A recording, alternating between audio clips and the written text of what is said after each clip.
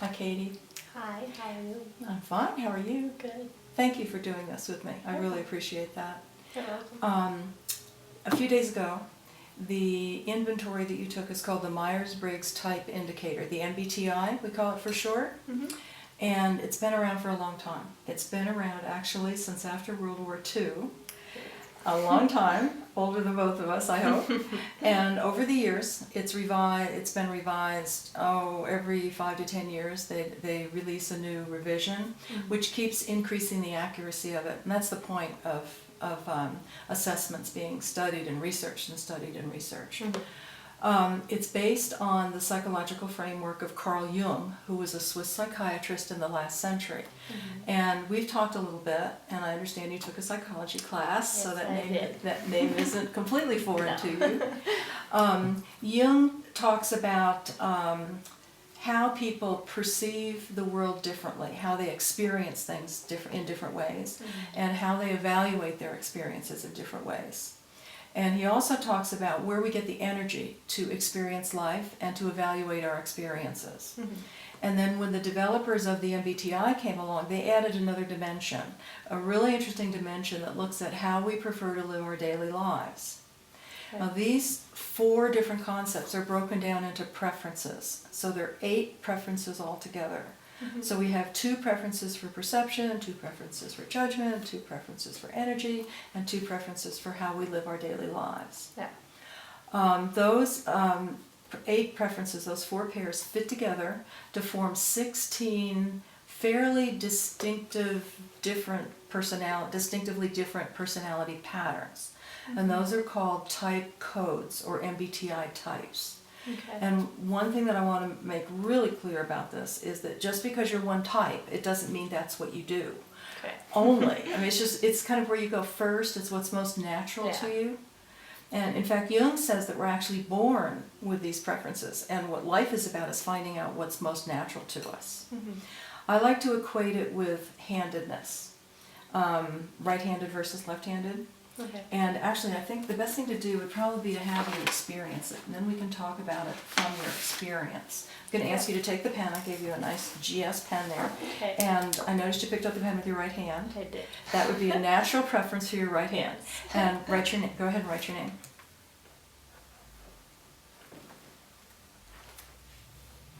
You can write your last First one and too. last. Yeah, just because we need enough so that you can really get a sense of what it feels like. Okay. Okay, now how about doing it with the other hand? Oh, jeez.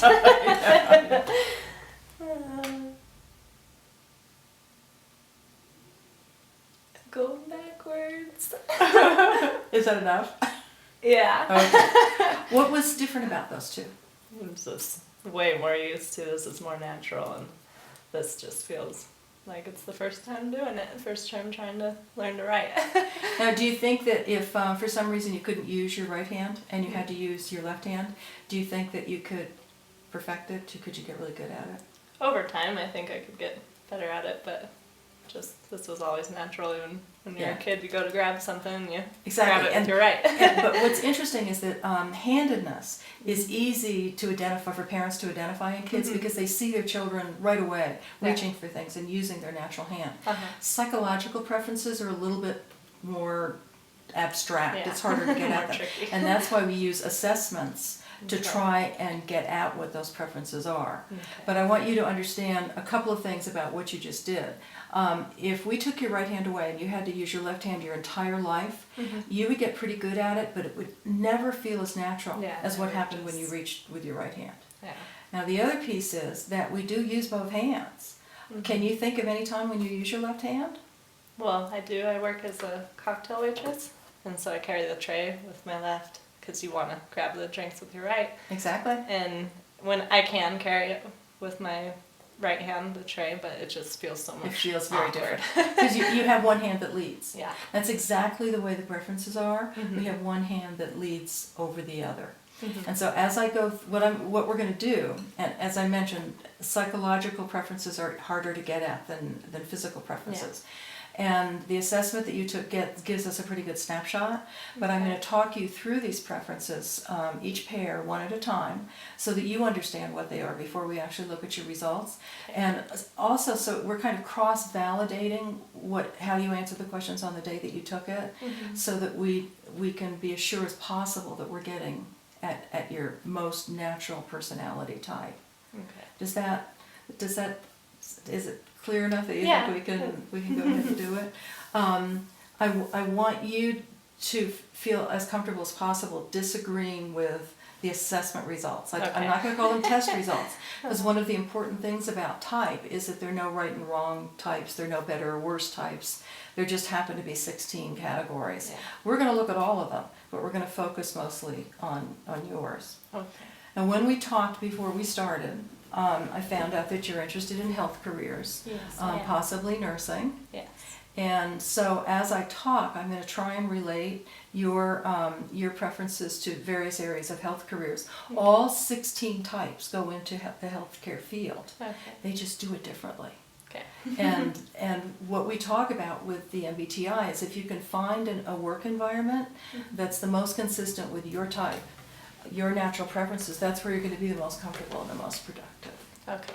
Okay? We're actually going to go through the preferences one at a time.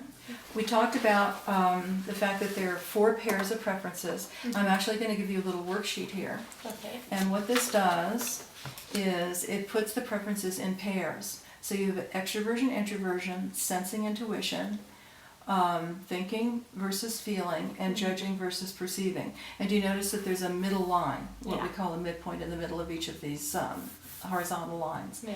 That's because what this assessment does is it sorts you into one preference versus the other. Okay. So we don't talk about how much of this you have or how much of that you have. It's really how much you're aware, how clearly you're aware of what your preferences is. Okay. Your preference is. And I'm going to take you through each pair, and I'm going to do it out of order. And I'm going to do it out of order because JP is the easiest one to understand, and it'll kind of make it more comfortable to talk about the rest. Okay. This is what we refer to as judging versus perceiving. It's how we live our daily lives. People who prefer judging like to have things scheduled and planned. They're more comfortable when they know what's going to happen and when it's going to happen. Okay. People who prefer perceiving sometimes feel cramped by plans. They like to be open and spontaneous and live life as it occurs. Now, just with that basic definition, do you feel like you lean more towards one or the other? I feel like kind of I have a bit of both of them, but We all do. yeah. Remember, we all use both hands. Yeah. If I had to lean towards one, I'd say judging. I like stuff planned out more. Like, I like to be spontaneous sometimes, but if it's important, or most of the time I like it planned out, and then every once in a while have something spontaneous. But It's what I'm hearing is it's more comfortable when you have things planned out. yeah.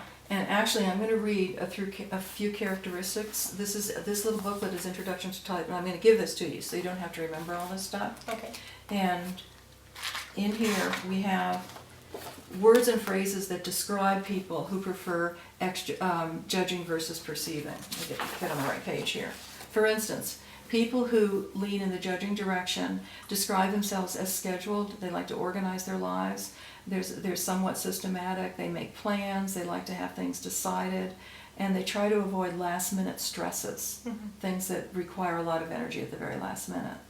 Whereas on the other side, we compare that with spontaneous, flexible, casual, changing course, liking things loose and open to change, very energized by last-minute pressure. Yeah. Now, with those two sets of characteristics, do you feel like you're still leaning in that direction? Judging, yeah. Okay. How sure are you of that preference? Out of these, very sure, clear. Yeah, and I'd I'm say actually going to have you make an X. If you make Sure. an X, that tells me how sure you are that that's your preference. I'd say clear. Pretty sure. Okay, good. Now I'm going to back up, and we're going to come back to sensing versus intuition. Okay. This has to do with perception. It's related to this down here, but that gets very theoretical, and I don't want to go there too much. Okay. Sensing versus intuition talks about how we experience our lives, how we take in information, how we process information. Okay. Sensing people use their senses, as the word sensing indicates. What's real to them, what they trust, is what they can see, hear, taste, smell, that kind of thing. People who prefer intuition start with their senses, but they read meaning behind what their senses are telling them. So their minds are always going, I wonder what that means, I wonder what's going on here. An example is, I do a lot of grading of term papers. Have you ever written a term paper? Yes. And when sensing students turn in a term paper, they say exactly what they mean. When people who prefer intuition turn in a term paper, it's kind of expected that I'm going to pick up what they really mean between the lines. And I have to do a lot of, what are they really trying to say here? So I start when I'm reading with what they tell me, but I'm always going in between what's going on here. Some other examples of sensing versus intuition. One of my favorite examples that's ever happened. Last weekend I bought a fan that stands on a post on the ground, and I didn't realize when I bought it that it came in like 40 pieces. And I hate that. Kmart. And my neighbor said, oh, I can put that together for you. And he picked up the box, and it had a picture of the fan on it, which was all he needed. So he got the big picture of where he was going with this project. He dumped the pieces out on the floor, and he proceeded to just start putting them together in a way that looked to make sense. It looked like he was using his senses. He really wasn't, though. He kind of started with the part of the project that was the most interesting to him. Now, a sensing person would have taken the instructions out, first of all, and maybe read them, and made sure that they had all the pieces, made sure that they had the tools, and then started with step 1 and gone to step 2 to step 3. Now, what happened to Len when he got to the end of this fan project was the very last piece was putting the cage on that covers the blades. The cage, so you know, a child couldn't put their hands in it. And he went to put the cage on, and and it wouldn't fit. The reason it wouldn't fit was because that was step 12. And way back, he put a nut and bolt in, that blocked this thing from going on. So he said, there's something wrong. We have to take it back. And I went over here to sensing and took out the instructions, and they actually had diagrams of what you were supposed to put at each place. And I saw there's this piece that was put in the wrong order. So the moral of the story is that sensing people tend to do things sequentially. They follow instructions. They're very practical, they're very hands-on, they're very realistic. They pay attention to what they see and hear. They store that information for when they need it later. People who prefer intuition, underlying meanings are more abstract. They see patterns and relationships rather than the step-by-step.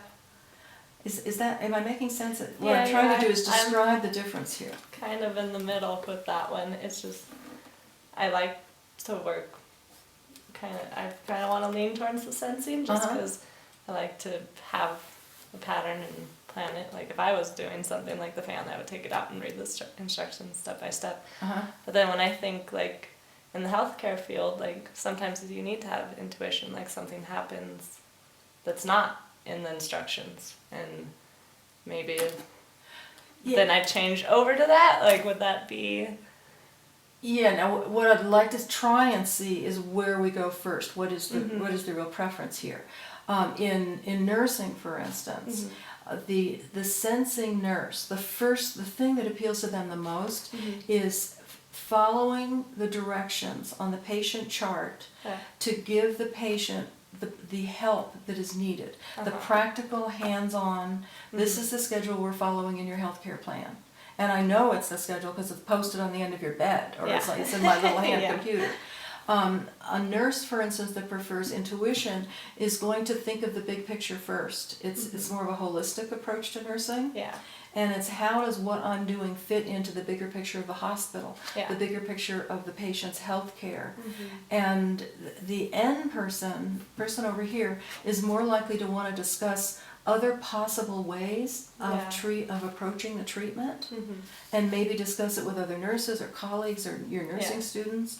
Whereas the sensing person, the wheel has already been invented. We know what we're doing here. I need to know what the procedures are so I can follow them correctly. Yeah. Does that help? Yeah, that helps a lot. At the beginning, I thought I'd lean towards sensing when you first started saying stuff about it, but once you went through, I think intuition is what I'd go to first. Okay, and actually when we were talking ahead of time, I heard you talking possibilities. I could go this way, I could go that way. Yeah. Whereas the sensing person, this is the route, and these are the steps. Okay. Okay, so it sounds like you're going to make your X over here. Yes. The question again is, how certain are you that that is your natural I preference? would say not very certain, but certain. Okay, okay. I'm going to, again, read some characteristics that are associated with each. Okay. The one that you chose, very oriented towards future possibilities. We might do it this way, what's the possibility of doing it that way? Okay. Imaginative, often verbally creative, using metaphors and describing things with some creativity. Focusing on patterns and what the data mean rather than just on the data. Following hunches, remembering specifics but when they relate to a bigger picture. Versus the sensing, versus the other side. Very much in the present. Very factual, very concrete. It's all about being accurate and remembering the specifics.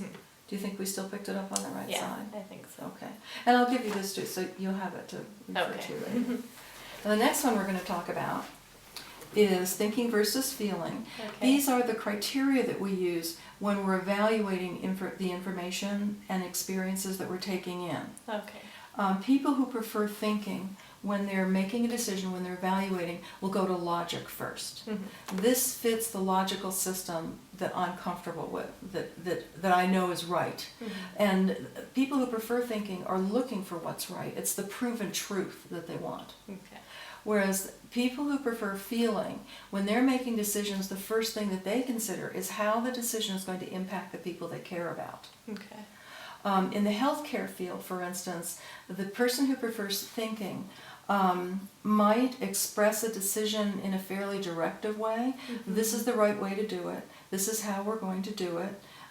This is how our department works. This is the chain of authority, and this is who's in charge, and this is who's responsible for what. And it's all very logically laid out. People who prefer feeling, if they're in charge of a department, for instance, when they're expressing what they want people to do, what they're doing is encouraging collaboration, cooperation, harmony. It's let's talk about how we can contribute more to what we're doing together as a team. So it's much more of a cooperative, inclusive way of making decisions. Whereas this is, information's been processed, it's probably been done before, we know what the right way is to do it. Okay. Now this one is sometimes harder to differentiate between because we all turn to logic and we all turn to what impacts others. One of the areas that we can talk about here is parenting, because I know you have a young child. And my experience with thinking parents is that they have a pretty set idea in their mind of what parenting is supposed to look like. And so it's, you're eating lunch now because it's 12 o'clock and we eat lunch at 12. Versus the feeling, which is, it's much more engaging the child in the decision making. It's even encouraging cooperation in those little things about life. Now I'm watching your own body language, and I see you leaning in one direction over the other. Are you feeling one direction over the other? Yes, I'm feeling the feeling. You're feeling the It is not like you said, like they think they see how parenting's supposed to be, and it's supposed to be this way, and that's the way it's set. Yeah. It's just, to me, it just isn't. There's always something comes up, and you have to get the feeling into it and get the collaboration. That's from your point of view. That's what you have to Yes. get. But I want you to understand. I know there are those. Parent, there is a right way to do it. But yeah, I am very much towards. Okay, I'm going to read some. Again, I'm going to read some descriptors. The side that you lean towards often describe themselves as empathetic, guided by personal values, always thinking about impacts of decisions on others.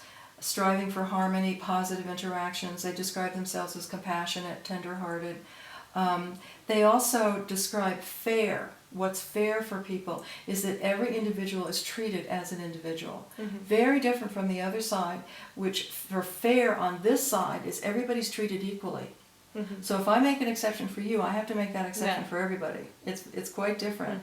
And usually thinking people, when they're making decisions, very systematic, very logical, cause and effect, analytical. They solve problems with logic rather than bringing people together to get other people's opinions.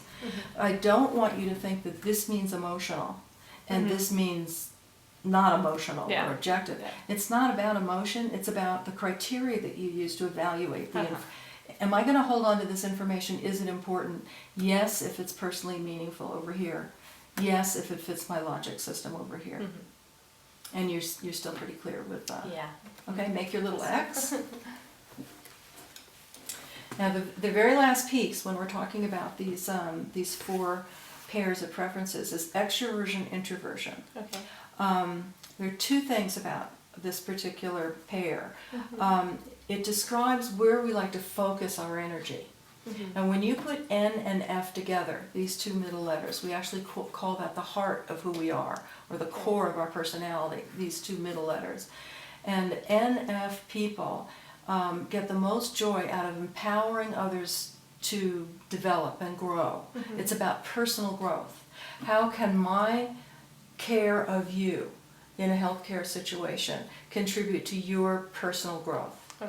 And it's when if we were to put sensing with feeling, it would be more, I'm taking care of you. But this is, I'm taking care of you in order to empower you to take care of yourself. Can you see a little bit of the difference? Now up here we're talking about where you like to focus that energy and where you get the energy from to live this heart of your type and to live your daily life, which was the very first one we talked about. Extroverted people, people who prefer extroversion, get their energy from interaction with others. And when they're talking and working and collaborating and doing things as a group, energy builds.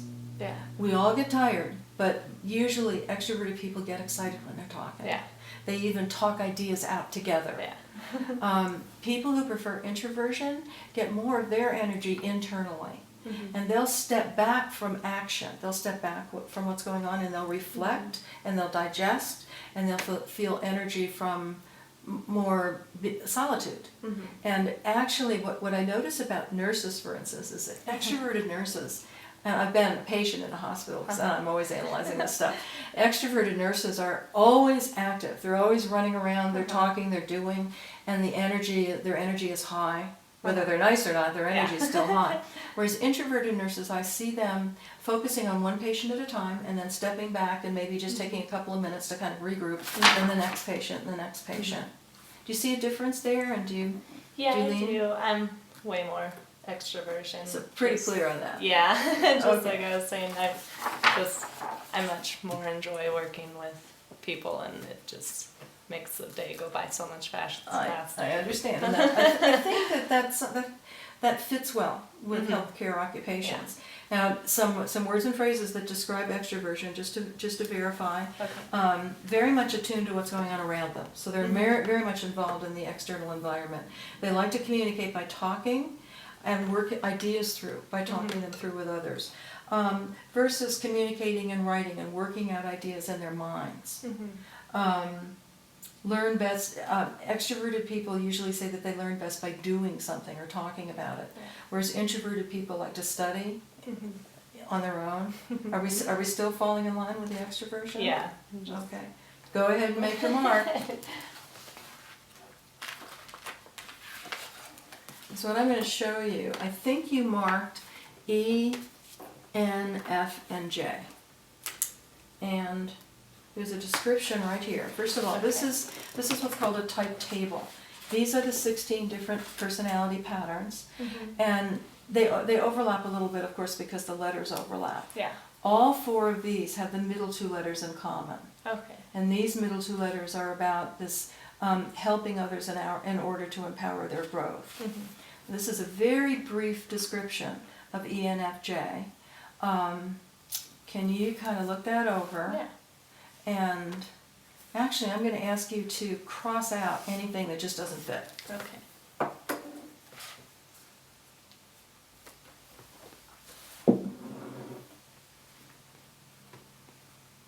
I don't see a lot getting crossed out. No, that's kind of right on.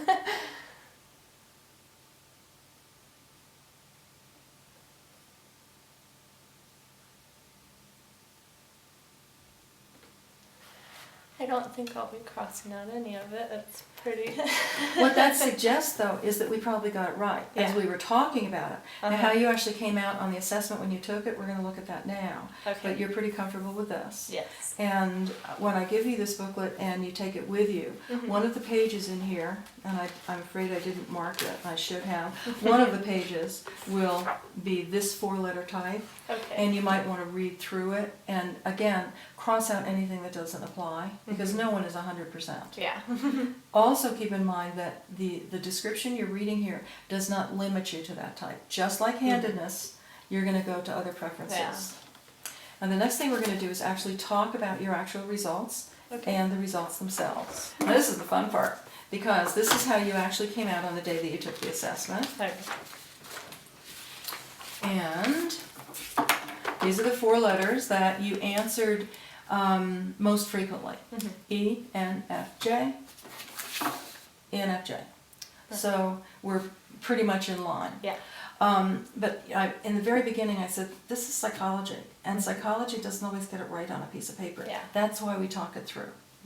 Now down here you have some bars and some numbers and all kinds of fancy things. Okay. Probably in your life you've taken a test where a number is a score and it tells you how good you are at something. Yeah. Ever taken one of those? Yeah, I don't really like those. I know. Or how much of something you have. Uh-huh. These numbers aren't those at all. Yeah. These are called preference clarity indexes, Okay. and they're kind of like the X's you made here. They indicate how sure you were on the day that you took the assessment Mhm. that you preferred one over the other. They're actually Okay. frequency counts, and they tell us how frequently you answered in the E direction over the I direction. Mhm. The one thing that we look out for is when a preference is slight, and we Mhm. have one here that's right, that this TF is close to the middle. Uh-huh. If you were to take it again, let's say in 6 months or a year, it might come out differently. Yeah. But your underlying preference is a genetic imprint. There's an inherent preference, just like handedness. So your real type isn't changing. It just might be that circumstances would take you in the other direction. Okay. I very often find that students who prefer feeling, Mhm. who are in school, score on the thinking side, because Yeah. there's something about school that kind of brings Just- out the yeah. thinking. It's just, it kind of fits with what goes on with people. Mhm. Do you have any questions about this graph? Because the one thing I don't want is for you to walk away thinking, oh my gosh, I don't have very much. Yeah. I will. I get it. Yeah. You get it? Okay. They're not scores, and they do describe up here pretty much what's going on if you forget. I love this report because it takes this information and now it talks about, for your 4-letter personality pattern, what kind of work tasks you might enjoy. Oh. And I can't read upside, well, sort of, helping others structure their time and meet deadlines, Mhm. helping teams arrive at consensus. You can probably read that faster than I can. Yeah. Facilitating teams' achievement of common goals. Focusing on people and process issues rather than on technical problems.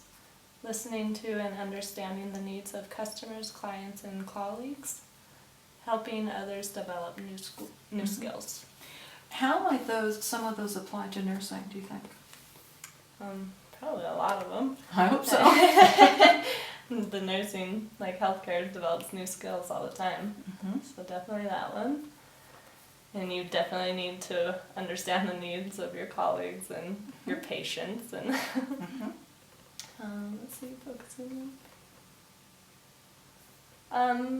focusing on people. I think in the healthcare field, like it's very important if a patient just I hope so. thinks he's left there and they're just focusing on the If I'm the technical patient, problems. definitely want you focusing on me. So that's Yeah. definitely important.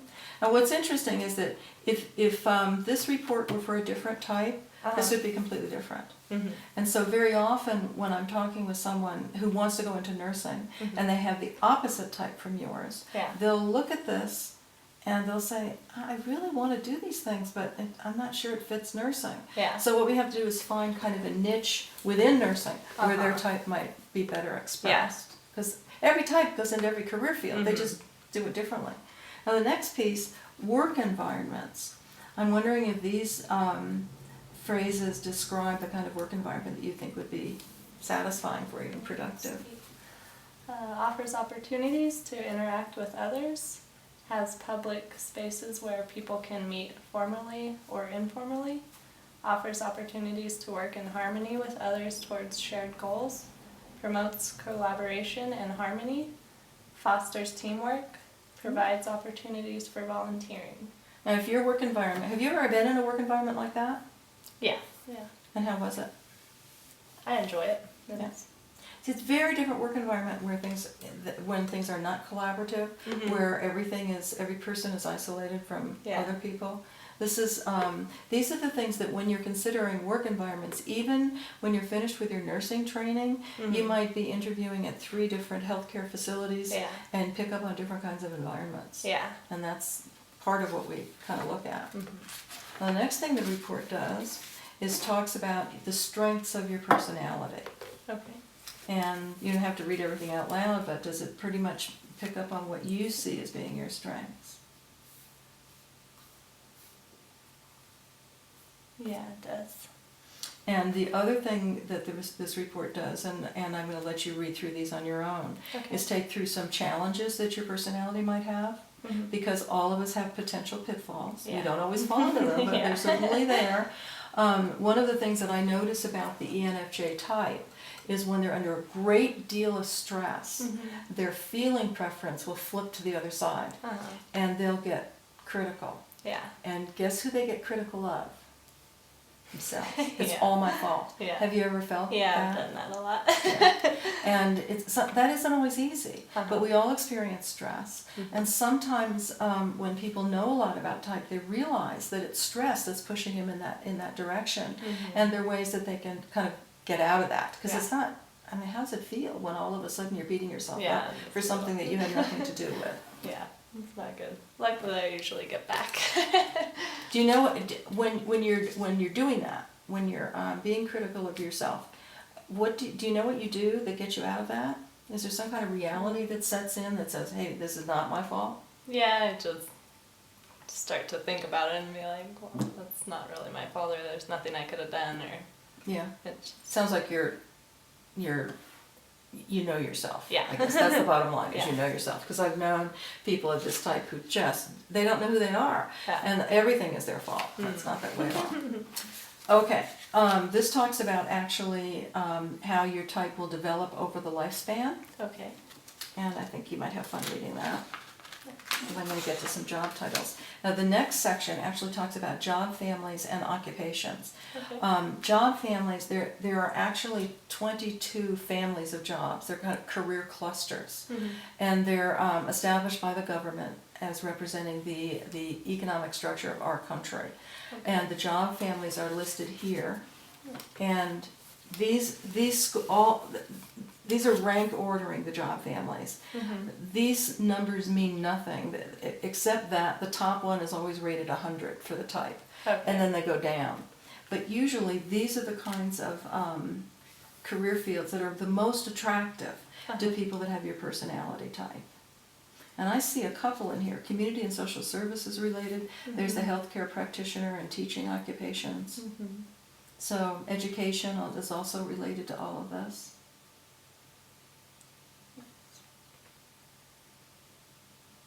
You're not going to change your career looking at that list, are you? No, I think it actually made me a little more confident. Well, and again, any type can go into any career. Uh-huh. It's your type is most frequently found in these families of jobs. Now the next thing it does is out of a long list of occupations, it picks the top 24 job titles where your type is most frequently found. Okay. And there should be some patterns in here that have to do probably with helping and with maybe some creativity. And I'm seeing I'm looking for the healthcare ones. Veterinary, we're getting in there. There's a home health aide. Yeah. School counselor, Yeah. optometrist, clinical. There's a lot of counseling. Mhm. ENFJ, by the way, is the most frequent type in career counseling. Okay. And I'm not an ENFJ, but I have fun with it. One thing that I really want people to understand when they see lists of job titles, these are just representative job titles out of thousands and thousands and thousands. Yeah. And the only way I really use them is to look for patterns, to see how they fit your type. Okay. And yes, healthcare is in there, but if it weren't, it would not be my clue to say change direction. Yeah. I mean, you seem pretty clear about the direction Yeah. that you're taking. What's also interesting is out of the list of job titles that this instrument draws on, these are the occupations where your type is least frequently found.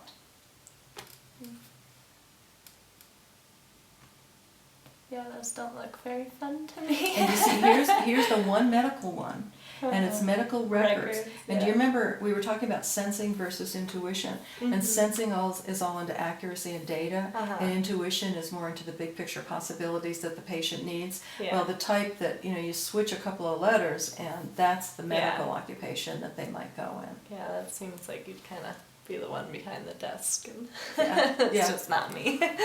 Could be. And what I'd like to do is I'm going to give you the report, and this is your personal report. Okay. You also have this, which is kind of a scratch sheet that we were using. Mhm. And I'm going to give you this booklet as well. Okay. What I'd like you to do is read everything about ENFJ that interests you, Mhm. cross out anything that doesn't apply, because as I said, no type is 100% pure. Any questions, any discussion, any place you want to take this, please, on camera, off camera, I don't care. I want to talk about it so that you're pretty comfortable with it. Okay. Do you have, as we kind of wrap up, do you have any questions or I'm interested in just kind of your overall impression of taking the thing, getting the results back. I was just kind of really surprised. I mean, I've took other assessments and it was just nothing that really showed me like that I would be kind of directed towards not a certain job, but like what my personality shows. Like nobody's ever like really looked over the results with me either, so I've kind of just like looked at them and been like, okay. Good point. Good point. This assessment requires a personal interaction. Yeah. In order when you get the results back. Yeah. No fair handing somebody a report and saying, Yeah, here's because your if I would type, have this looked is at what it, you I should would do. have kind of just not got the whole point of it. Yeah, well, you picked up on a very important piece about type, and another piece is if you had disagreed with the way you came out, I would have printed another report for you for what you agreed with more, what you identified with more. Then we would have compared how you came out versus how you estimated it today, and we would have seen where the overlap was and where the differences are. Yeah. Okay. Thanks for talking it through with me, and please Thank you very much. please feel comfortable talking about it some more if you want to. Okay, I will. Thank you.